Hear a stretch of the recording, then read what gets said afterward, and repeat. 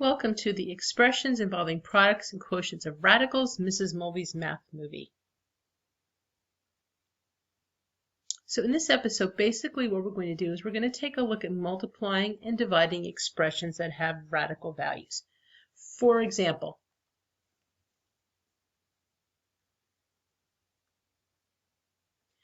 square root of 18 x squared y times the square root of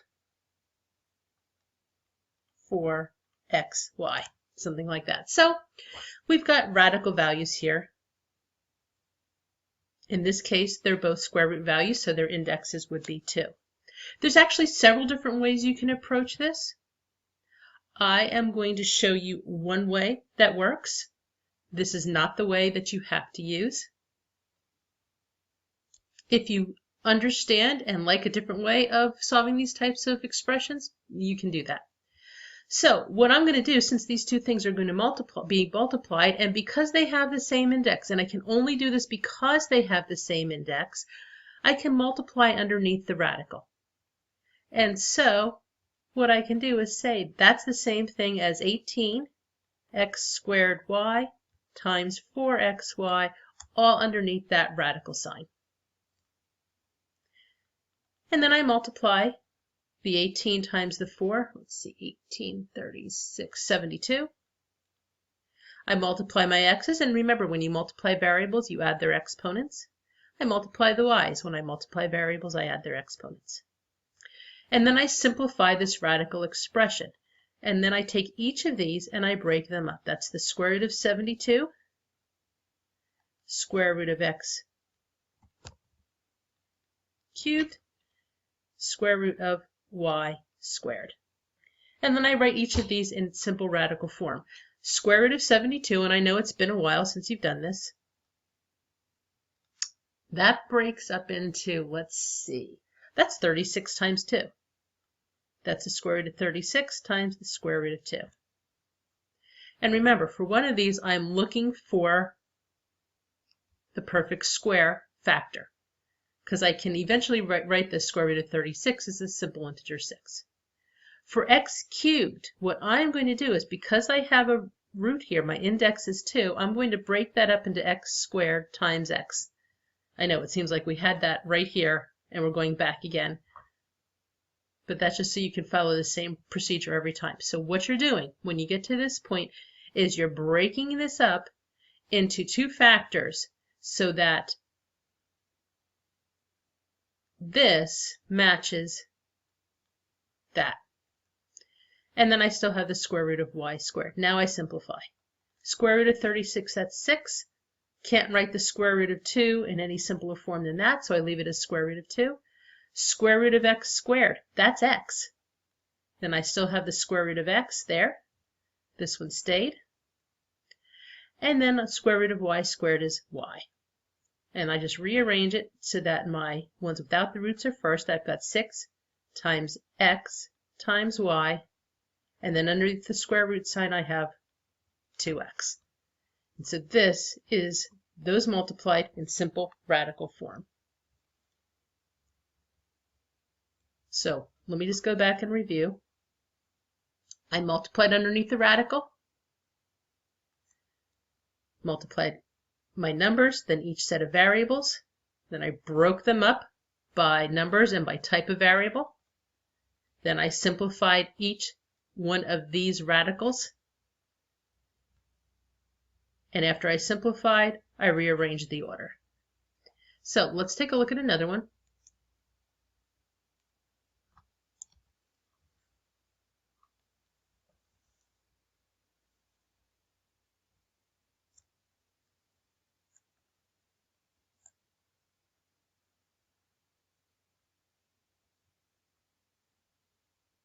We're going to look at the square root of 10 times a cubed b.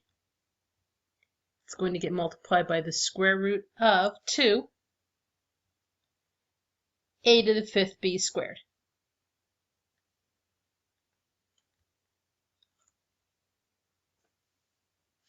So again, my first step is I'm going to multiply underneath this radical. So I have the 10 a cubed b times 2a to the 5th b squared. When I do that, 10 times 2, that's 20. My a's end up being a to the 8th, because 3 plus 5 is 8. My b's end up being b to the 3rd. So now I'm going to break them up. I've got a square root of 20, a square root of a to the 8th, and a square root of b cubed. So now we're going to simplify each one of these. For 20, the square root of 20, I'm going to break that square root of 20 up into the square root of 4 times the square root of 5. The reason is now I can write that square root of 4 as 2, so I have 2 times the square root of 5. For the a to the 8th, there is a shortcut for this. I am taking the square root of a to the 8th. I could write that as a squared times a squared times a squared times a squared. That's what I have, square root of that. And remember, when you multiply variables, you add their exponents, so 2 plus 2 plus 2 plus 2, that's 8. So this a squared times itself 4 times, that does equal a to the 8th, and then I could take the square root of each one of those, but there's a shortcut here, so I'm going to explain the shortcut right now.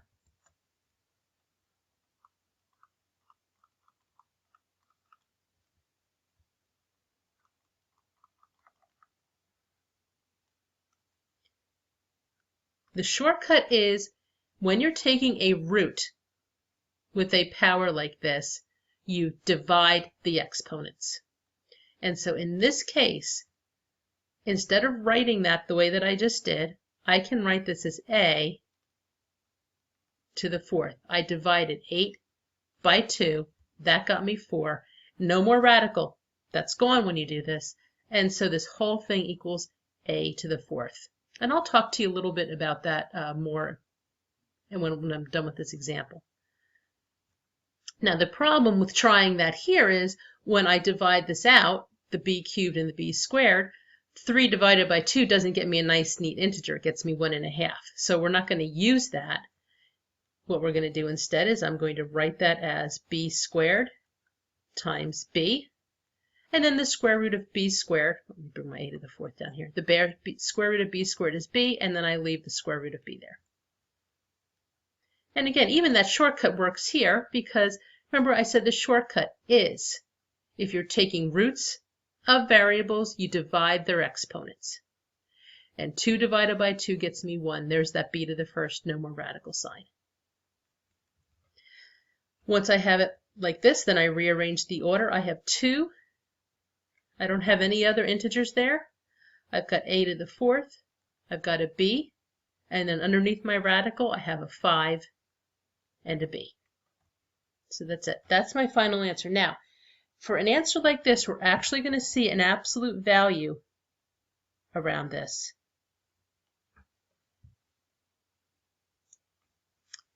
And the reason for that is kind of a long explanation. I'll give you information about it if you want. If you leave off that absolute value sign, I am not going to take credit off. I'd just be happy if you have the 2a to the 4th b times the square root of 5b. It's just because we're taking a square root. No, you know what? I'll give you information about that later. So this is the answer that I would accept for this one. So I said I was going to talk to you a little bit more about this shortcut, and I'm going to do that right now.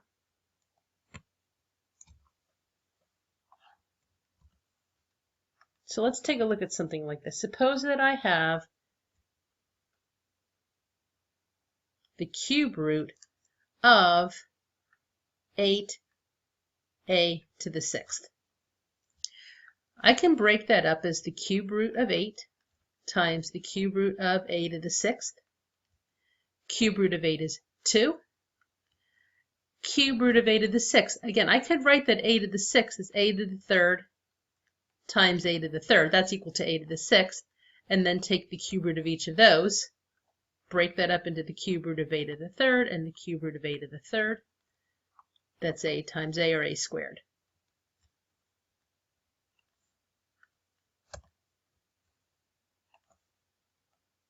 However, the shortcut is that when you're taking the roots with exponents, you divide the exponents.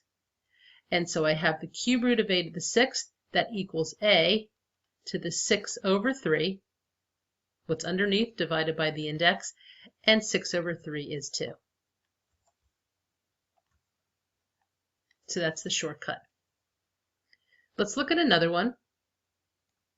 I'm going to change this slightly. Instead of 8a to the 6th, we're going to look at 16a to the 7th, and still a cube root. So if I want to write this in simple radical form, you need to think in terms of cube roots now, or perfect cubes. And so what you do is you're going to break this up, knowing that the cube root of 8 is 2, and 16 equals 2 times 8. I'm going to break this up into the cube root of 8 times 2. For this, I'm going to break this up so that I have 1a with an exponent that's a multiple of 3. So I'm going to break that up into a to the 6th times a, because that way I can divide this by the 3 and use the shortcut to simplify. And so what I have here is the cube root of 8, cube root of 2, cube root of a to the 6th, cube root of a. That ends up being 2 because the cube root of 8 is 2. Have to leave that one alone so it stays. Right here, again, I use the shortcut. When I'm taking the roots, I divide the exponents. And so this becomes a to the 6 divided by 3. That's 2. And then I still have the cube root of a. And so I rearrange the order so that I have the ones without the radicals first, and then the ones that still have the radical go underneath the radical sign like that.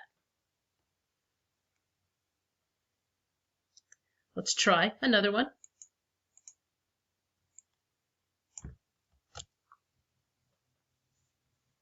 This time we're going to look at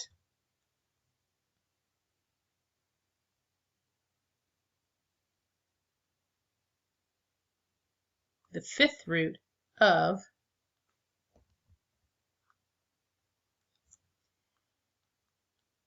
x to the 10th, y to the 7th, z to the 9th.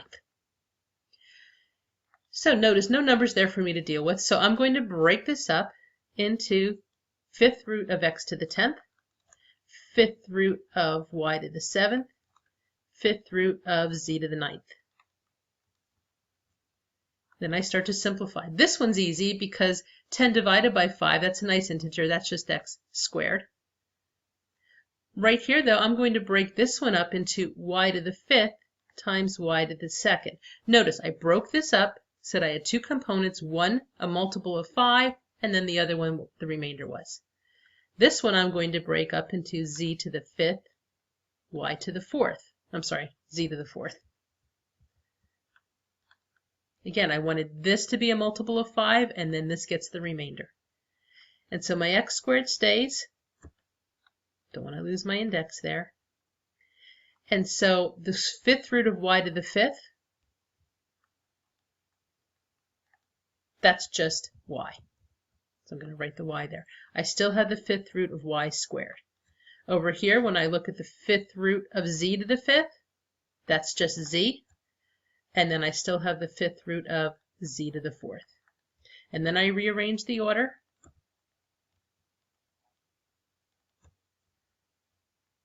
So that the ones without the radical are written first, and the ones with the radicals go back together underneath that radical sign. And so that's my final answer. So let me know if you have questions. Bye-bye.